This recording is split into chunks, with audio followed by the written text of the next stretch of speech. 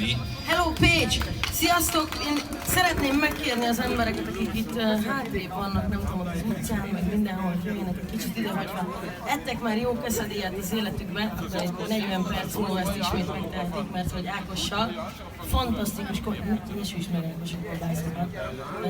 fantasztikus kolbászokból fogunk quesadillát készíteni, de hogy én csak annyit szeretnék mondani, hogy egyrészt meg vagyok hatva, hogy itt lehetek, mert hogy őszintén mondom, Magyarországon Pécs a legkedvencebb városom, fantasztikus hely Pécs.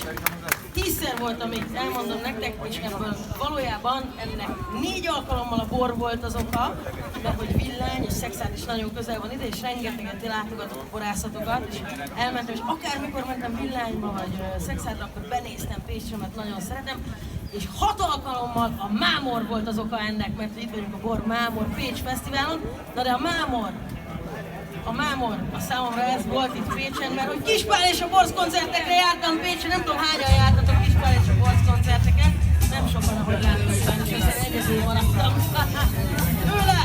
Ő itt a hölgy, nagyon szereti a Kispál és a Borz, én is, de Ákos szeretem? Imádom őt. Szerintem Lovasi András méltán kapott Kossuth-díjat, egy fantasztikus művészről beszélünk, úgyhogy én megkértem Ákost, hogyha lehet, akkor itt ez alatt a főzés alatt bizony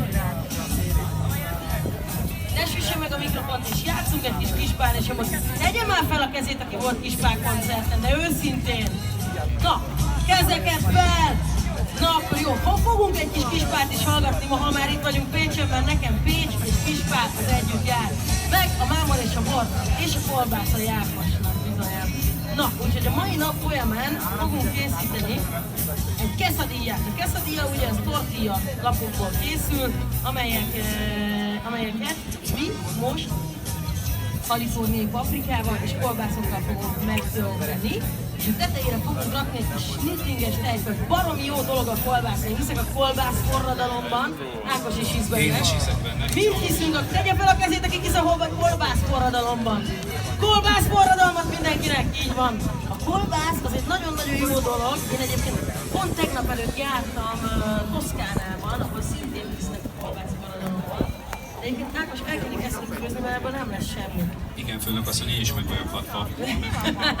De tényleg, én Ákos is szeretném megkérni, hogy darabokra, vagy nem tudom, valami legyen.